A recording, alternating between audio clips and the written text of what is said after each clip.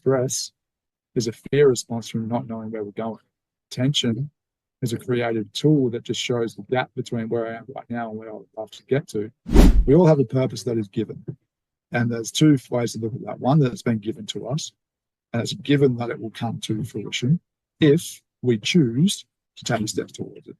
We're all here to experience and share that wisdom and share and help others with whatever our lived experiences is. And one of those spaces is to sort of become the purest expression of whatever our purpose is.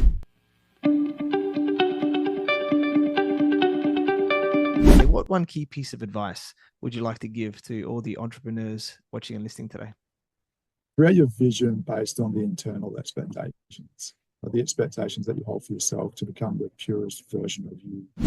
Hey, and welcome to another episode of the Business Growth Show. I'm your host, Deighton, and today I have an awesome guest. His name is Luke Dayton, and he's a transformation coach, entrepreneur, and modern-day explorer redefining holistic success. With a deep background in leadership, mindset, and energy work, he blends ancient wisdom with practical strategy to help people align their internal systems with their highest vision. And currently, he's traveling through Australia, engaging with the community leaders and sharing a number of different projects. And his work spans personal transformation, business strategy, and community building, all catered around empowering individuals to step fully into their truth. Through his coaching, content, and initiatives, he challenges the outdated separation of material and spiritual success, showing others how to integrate both for a life of purpose, impact, and adventure. Welcome, Luke, and thank you for being on the Business Growth Show.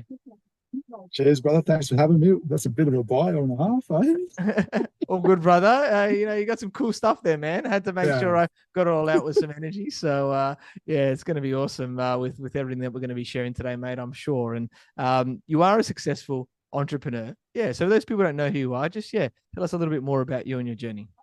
Yeah, sweet, man. So for me, came out of uni, got into the mining game, sort of corporate space, leadership, those pathways. Also non-for-profit space in the sporting sense. So from a young age, was president of one of our local basketball clubs. So growing that, building that, and also climbing the corporate ladder in the mining space. So that was a bit of fun. And sort of started realizing that there was just a little bit of misalignment in the way in which I was showing up in those spaces and just in life in general, and started to question some of the things that were going on in my life. Had a heavy dependency on escaping. So lots of status, lots of toys, financial sabotaging in a lot of ways, alcohol, drugs, addictions, those sorts of things that were just sort of a byproduct of what I know now of not really being happy with what I was doing. So we started having some questions around that. What are we doing? A son was born, and we really started to question, what kind of a world are we creating? What kind of a world are we actively playing part in? And decided to go all in on that lived experience of coaching, leadership, those pathways. Had been on a big healing journey of myself with cacao and a lot of different other modalities, and sort of thought, how can I bring all of this together to share that wisdom in a really grounded approach that sort of blends the best of both worlds? And we've been doing that for sort of 4.5 years now, which is really cool. It's been great tapping into that purpose and that legacy for what kind of a world are we creating for our kids, and diving into that space. And then we've got the cacao brand as well, so that allows me to express my gratitude and dive into that space from a facilitation point of view. And a coffee, I was a massive coffee addict, like 6 cups a day, just charging through in the mining industry, right? Like I can, from a story point of view, my first night shift, I drove off the road. So I fell asleep at the wheel and drove off the road. Never had a coffee in my life before. So I reached out for support from my crew and was like, how do I start waking up coffee? And that became this addiction, survival addiction. That eventuated in 6 cups a day, 4 hours of sleep a night, and to the point where Elise, my beautiful partner, wouldn't talk to me in the morning unless I'd had a cup, right? So we made some shifts in that space, and cacao was one of those shifts. So that led to us buying a cacao brand. And then I've got more and more involved in the non-for-profit men's space now as well. So on the board of Men's Hub WA over here in Western Australia, and which is a growing men's organisation, which is a lot of fun, and run retreats, facilitations, and as you say, currently traveling the country, building networking community and sharing more about what we're doing and having some really cool conversations. So. Yeah, awesome, man. What a story. I love it. And the transition there, and I can definitely relate on the cacao side because I don't have caffeine myself. I went off coffee many, many years ago and weaned myself off, but I do love a cacao, especially high grade cacao, with I know what you do with your brand there. Giving it a different edge and all the benefits that come with that, right? You know what I mean? It's not just the cacao or anything like that. There's a lot of nutrients and things that come with it, right? Oh, absolutely. You got like the nutrient contents, but also just from the internal space. For me, it was like an opportunity to connect deeper with myself. I see cacao as such a beautiful heart medicine, frequency medicine, and I still remember. I tell the story when I'm having facilitation, that moment of reconnection with myself, and I can still visualize and feel that cacao dripping onto my heart space and really just cracking and melting those walls that I placed up in the corporate space, and I'm getting goosebumps sort of now talking about it. But that was a massive turning point in my life, and it only came when I was ready for it too, because I'd had cacao previously. I'd been introduced to cacao when I was like 21, 22, but I wasn't ready to receive that medicine. I had to go on that journey and learn all of those things and do all the things that I did to be ready to receive that medicine and go, okay, cool. Now it's time to really remember who you are. Yeah. And I think this is really important, especially from a men's perspective, right? Because it's no offense to the women out there. We love you all. There's a lot more stuff that happens around women, International Women's Day, all these things, right? Which is lovely. And not as much around the men's side, right? Especially the Aussie style of things. It's like just get on with it, don't share your feelings, that type of stuff, right? That is sort of ingrained into the Aussie culture, which isn't necessarily healthy, right? In terms of what we're doing here and actually connecting properly with people. I know my journey, thankfully to my wife and that, I've been able to, go on my own journey there and connect properly with people. So yeah, do you want to just maybe share a little bit more about that side, right? About that importance Yeah, there of connection. Yeah. yeah, absolutely. I think, for me, I hold the belief that we're all here to experience and share that wisdom, and share and help others with whatever our lived experiences is. And one of those spaces is to sort of become the purest expression of whatever our purpose is. For me, so many things had to go right for us to choose to be here in this moment. So there's like a reason for that. And so how can we bring that in? How can we connect to that as individuals? And for me, in my journey, sounds similar to your own. And it's been the women in my life that have actually led me to that and helped me in my greatness and shown me the path. And for me, I believe that's a result of the feminine being that deeper connection to intuition, to a higher power, to creativity, to birth. And so for me in my journey, it's very much been that the feminine has led me to the path in an external sense in regards to my relationships with my sister and my mum and my partner. But also internally, it's that feminine aspect that leads me to the path that allows me to connect to the vision of what we're creating, and then the masculine that leads it down that path. So connecting back in with that, and that's been a massive sort of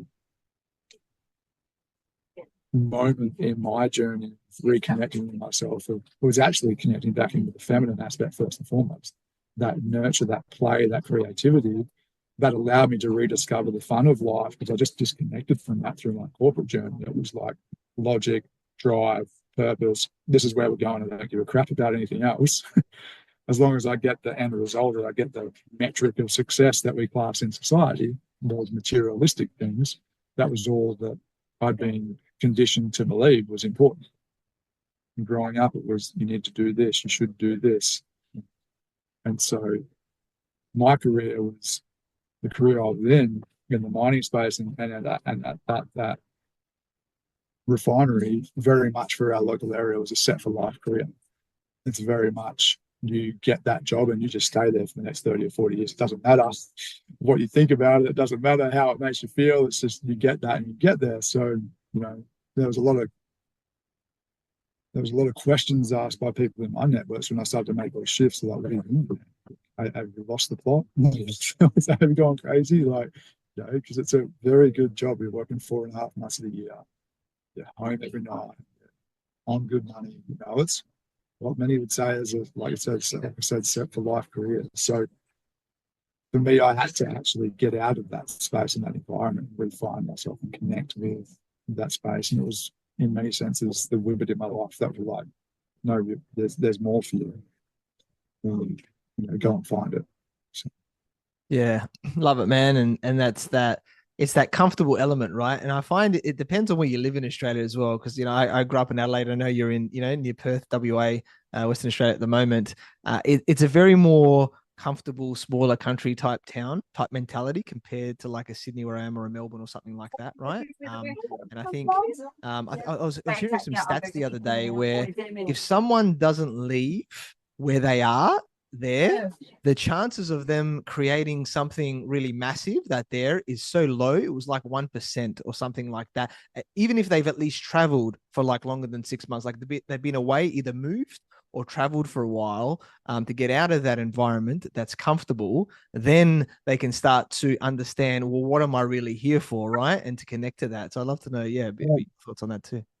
Yeah, I think the massive gap in modern Western culture of rites of passage. And part of that rites of passage is actually getting outside of the community, getting outside of the conditioning in which you've grown up on. I'm sure you and your audience are familiar with epigenetics, like how our environment shapes and programs ourselves. And so if you're in that mindset of like, that's a set for life career, what are you doing? That's a hard herd to get out of. It's a hard, I love the way the late Kerwin Ray used to talk about herd dynamics of black and gold, just like little bark, get back in line, I'm going to nip you at the heels now, or if not, I'm going to run you out of the pack. It's no different for us. That's why it's so challenging to be able to change, and so to get out of that space. And I'm really passionate about rites of passion. I think it's a massive gap in modern culture at the moment. If I look at my rite of passage, and yours may be similar to Adelaide, but for me it was sporting background, so great from a leadership and community point of view. Some brilliant stuff from a sporting perspective. But it was get to 16 and start asking, how many women have you slept with? How well do you hold your alcohol? And can you drive a car? Cool. Awesome. You're a man. Go and make decisions.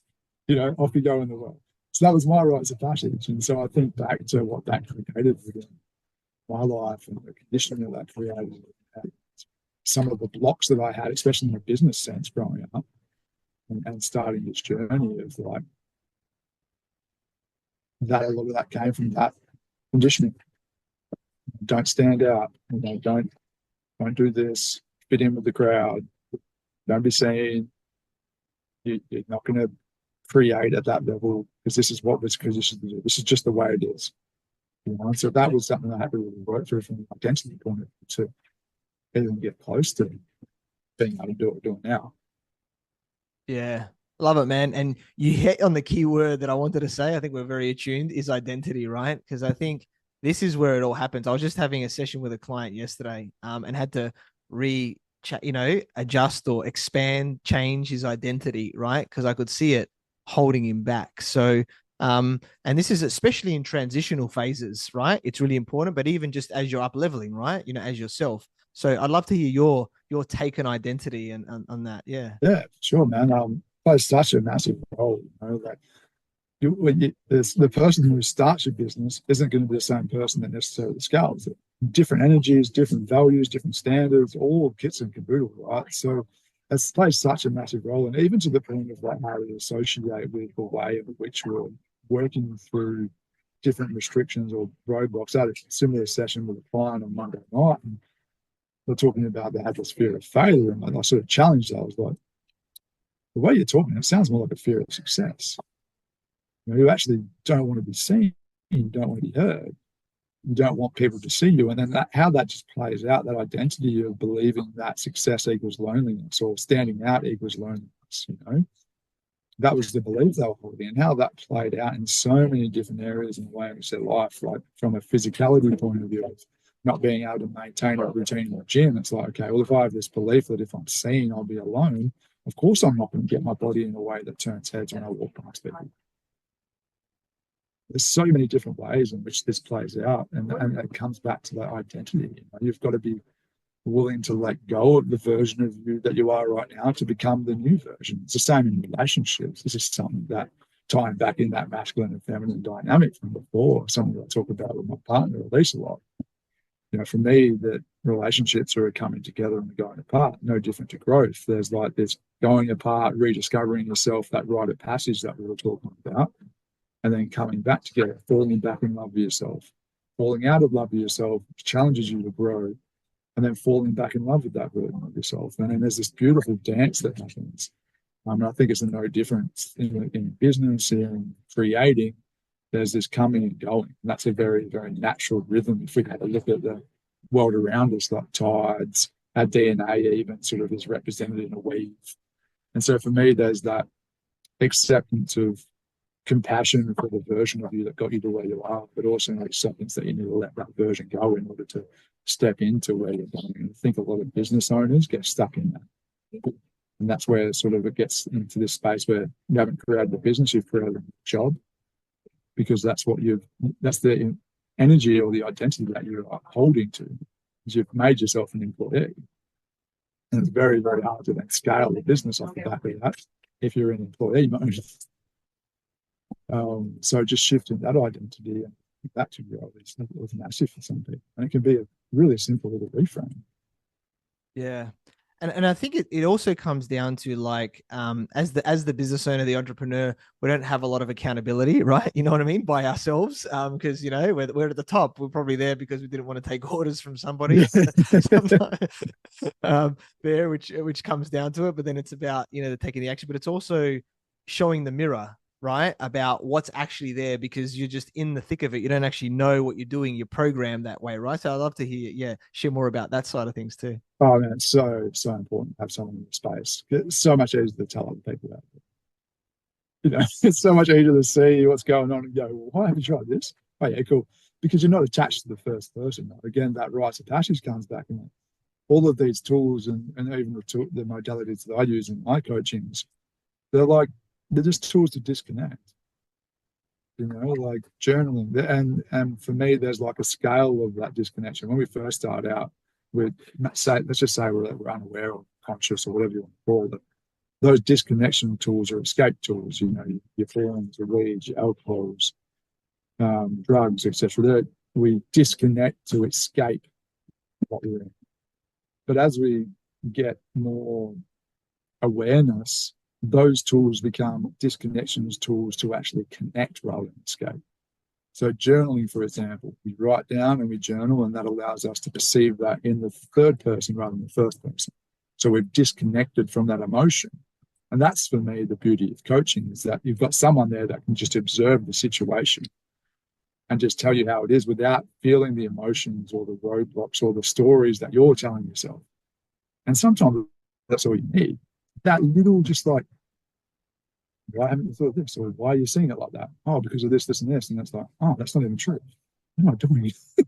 That's just a story that I've been telling myself, you know, and that's why it's so important. But for me, it all comes back to that rites of passage. And even if we get into spirit guides, spirit animals, those kind of things, for me, they're just all different tools that our consciousness uses to put ourselves into that third person perspective so that we can receive that information in a different way. And then if we can receive that information and then re-anchor it back into our vision, we get a really simple choice. I'm just going to take this step towards my vision, or I'm going to take this step away from it.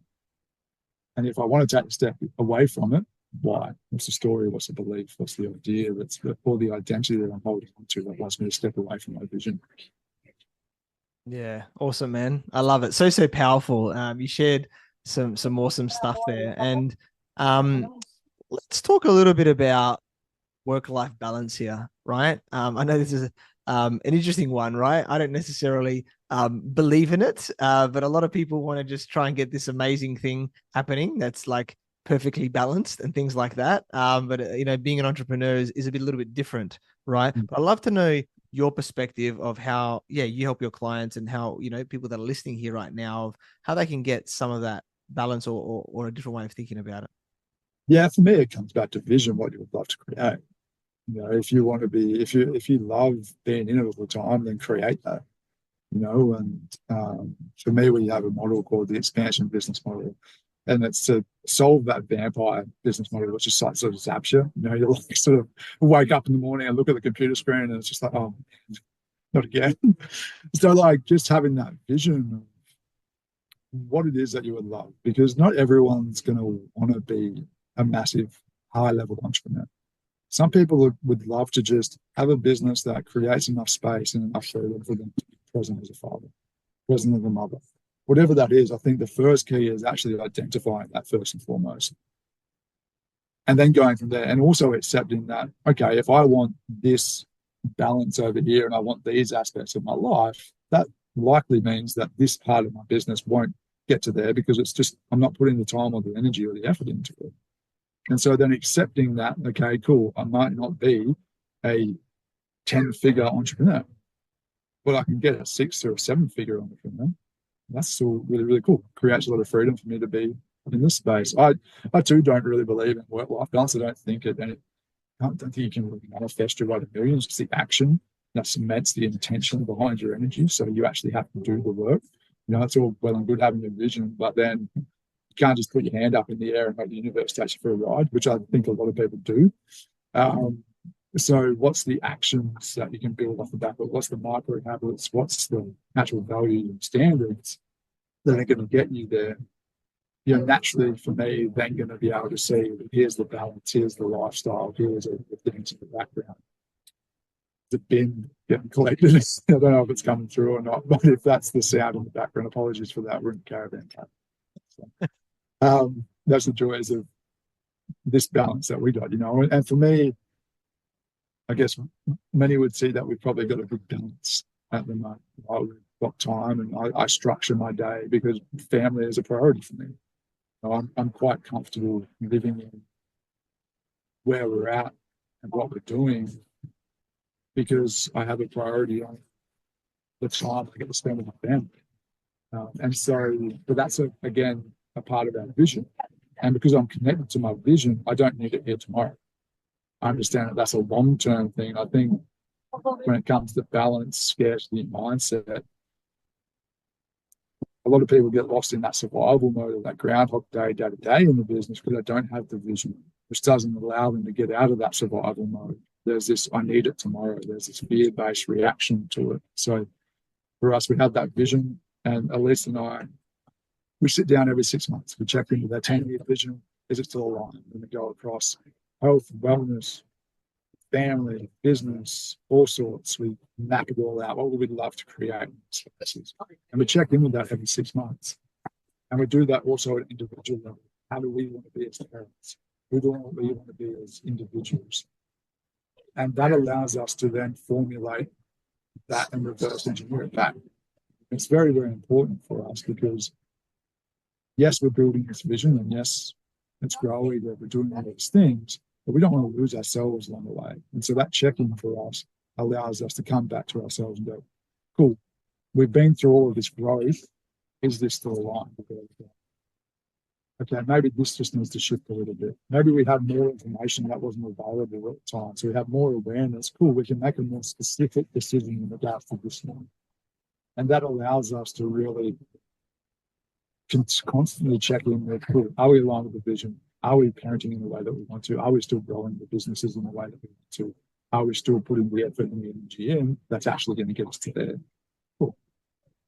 Yeah. Awesome, man. I love that alignment. Definitely so important. And why choosing a great partner is one of the biggest decisions in a life, right? Because it can either pull you towards, go towards something, or it can potentially pull you away. Yeah, absolutely. But absolutely. They've got to be everyone's got to be pulling. And, you know, for us, like, as the kids get older, they'll be a part of that vision maker process. They'll get to have their say, what do they want to do? What do they want?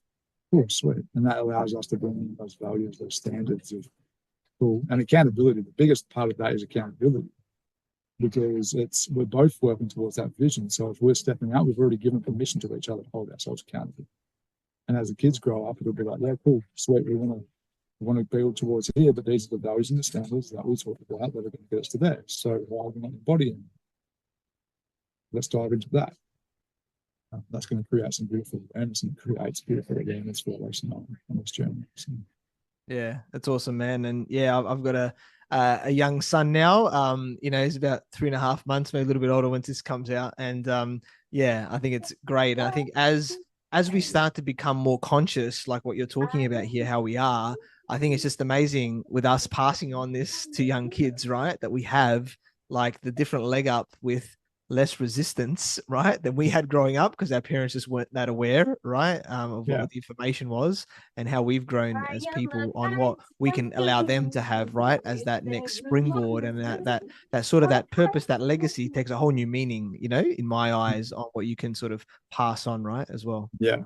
Yeah. Yeah. Absolutely. And it's cool too. The more that I've dived into that journey, and obviously the boys are a massive reason for that too. There's like this desire to work through and dive into the traumas or dive into the roadblocks, conditioning, whatever we're going to talk about, so that they don't have to as well.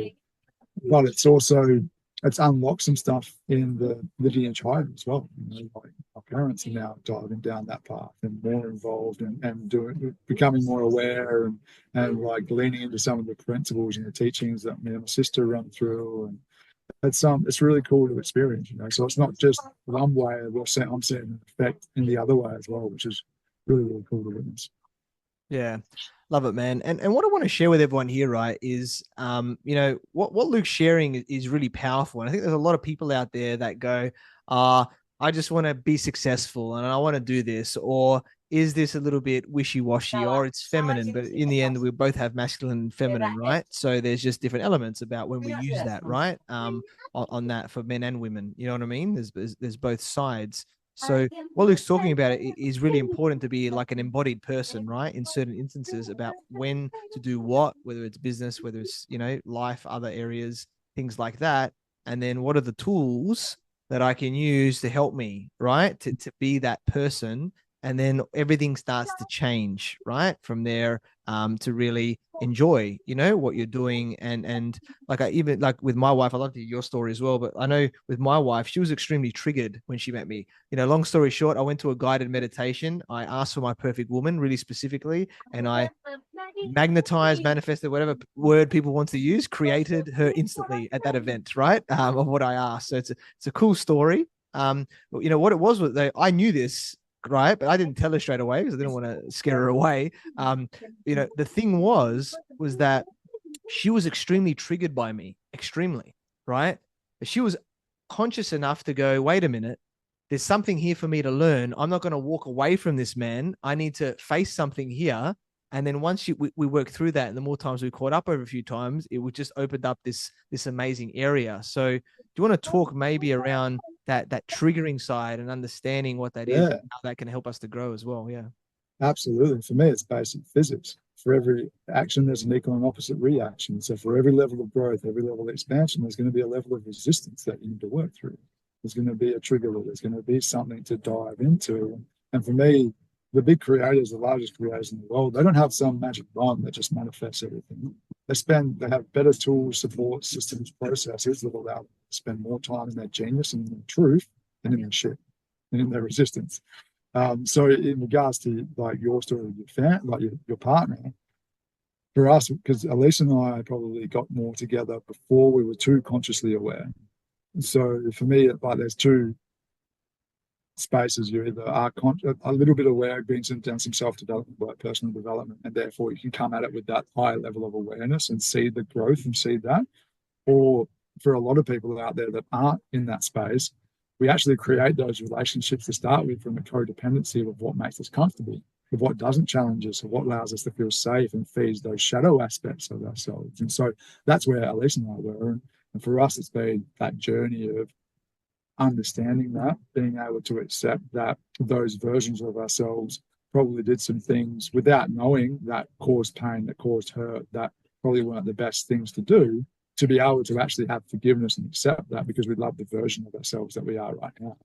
And we want to help grow that and create that better. So I think to answer the original question in regards to what you're talking about, the importance of this, for me, it's so important to understand these aspects when it comes to business, because the business is a reflection of you. You are the one that is, whatever you want to believe around energetics or whatever, you've had that idea and you are bringing it into the world. So the way in which you bring that into the world is going to be impacted by your internal world. And so if there's things going on within your business that you don't quite like, we are taught as a society to externalize that and look for the blame outside of that. But it all starts within.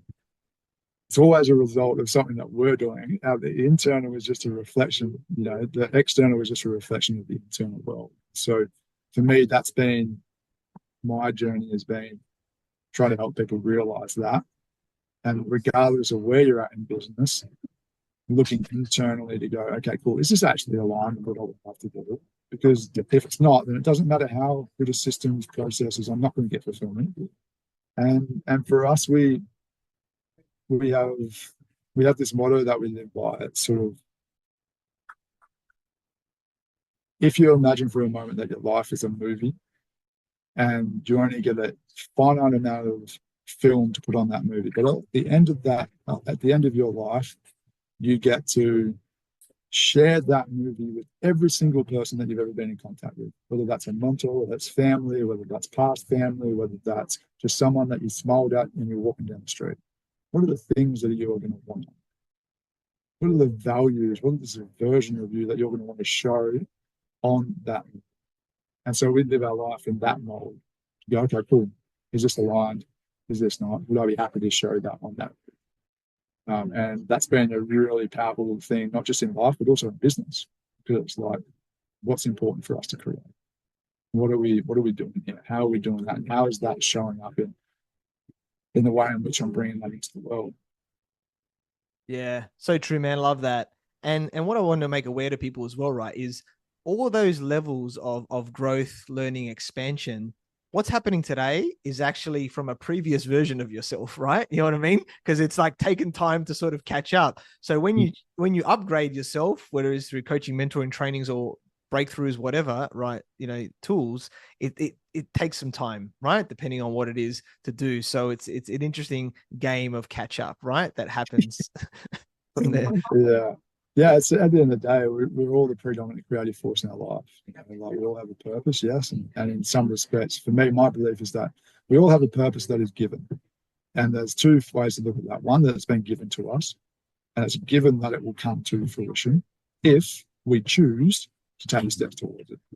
And that's the beauty of free will for me, is that life is just a choice. It's the results of everything that we see around ourselves is just a result of the choices that we've made, and that's a humbling and scary realization to make, but it's also a very empowering.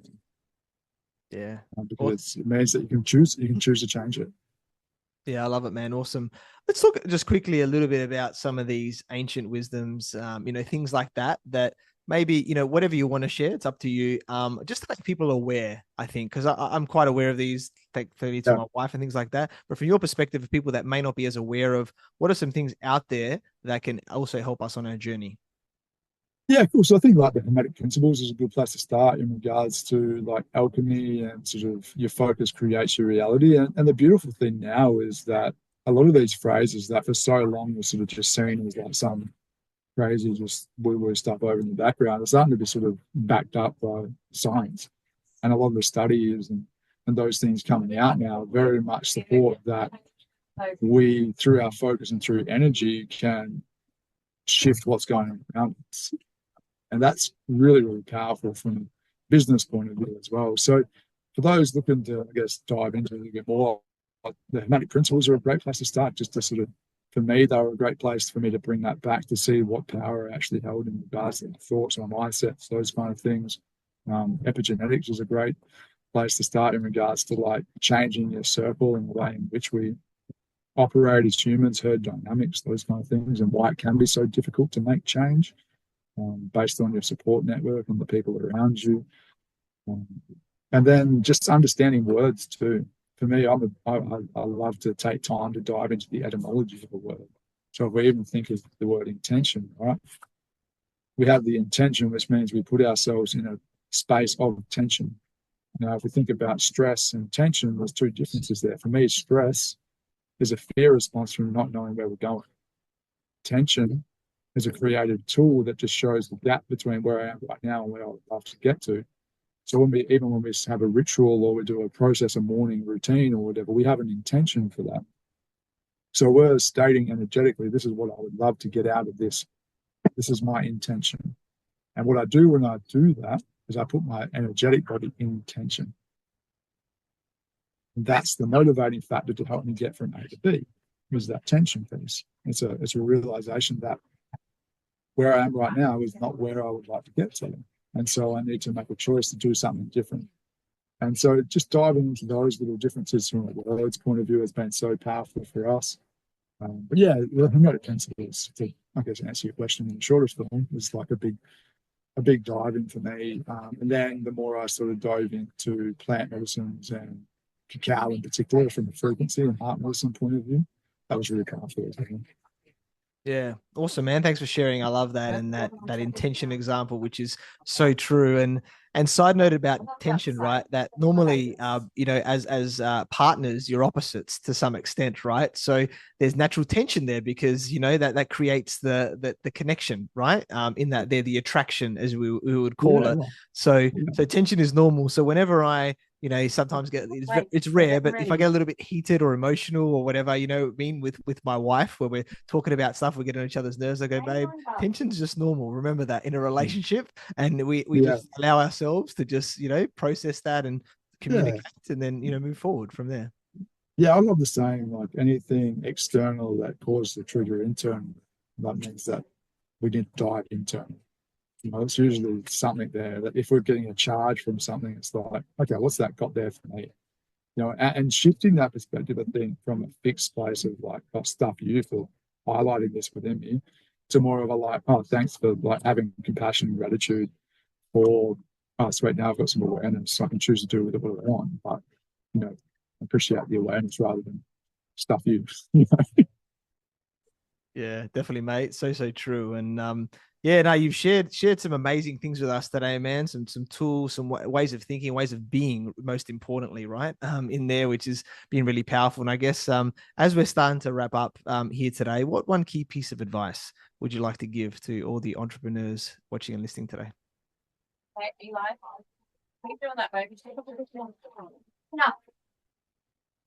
Create your vision based on the internal expectations, or the expectations that you hold for yourself to become the purest version of you. Don't do it based on external successes, external matrices, what others think. And that's the biggest key to creating a life of fulfillment for me, is doing it for you and not doing it for others. Yeah, awesome, man. Love that. Definitely be very aligned and working towards that vision, that we're wanting to achieve as well and enjoy. Yeah, man, we connected, through our networks. I learned about your awesome journey from those various, operation roles to, now being a transformation coach, among many other things. You're an awesome guy, man. You're knowledgeable and what you've shared with us today, and that ways of being and how to understand those deeper parts of ourselves to keep growing, to what we want to be creating in our business and our lives. And I'm sure you continue to help people align, their internal systems with their highest vision. Very grateful that we connected. Look forward to working with you, mate. So how can people find you, get in contact with you, Luke? Yeah, I appreciate that, brother. Yeah, Instagram, LinkedIn, X, Facebook. I'm sure we'll put the socials down below. More than happy if there's any questions. Always can reach out. The door's always open. There's got time for people asking questions. We run corporate workshops. We run group masterminds, one-to-one coaching, workshops for people just to come in and dive into some of the things that we're talking about today. So there's plenty of different ways that people can come and connect and get involved in what we're doing, or they can jump over to Hydration Organics if they want to dive into the coffee scene and caffeine scene and work through those sort of things as well. That's our cacao brand, and plenty of different ways to come and say hello. Yeah, awesome. Yeah, definitely check out Luke there. All of the social ways and all the different ways that he helps people, as well as the cacao brand as well. I have tried them. They are amazing, I will say. The cacao, my wife loves them as well. And there's different types, which I like too, for different ways, depending on what time of the day or how you want to be feeling too. So very, very intentional in terms of what they've created. It's not just getting some cacao powder, from your local supermarket. It's very different there on what they're creating, which I'm sure is the same as how Luke works with his clients, right? Very intentional to help them to grow and expand, which is awesome, mate. So yeah, it's been a pleasure interviewing you, mate, on the Business Growth Show. Thanks for being a guest. Awesome, man. Thanks for having us. Big love to you and big love to your community, man. Thank you, everyone, for watching and listening to this show where we talk about everything on business growth. And please like, subscribe, and leave us a 5-star review. You can find me on LinkedIn, Facebook, Instagram, and YouTube as Deighton Cassiotis, or visit my website, aithancassiotis.com. If you want to grow and scale your business, you can reach out to me on any platform to see if we're a good fit. I completely agree with you, or do I? The only way you know is if you tune in next time. So until next time, remember that our business grows when we learn skills and take action using them in spite of fear. So remember to design your growth and results.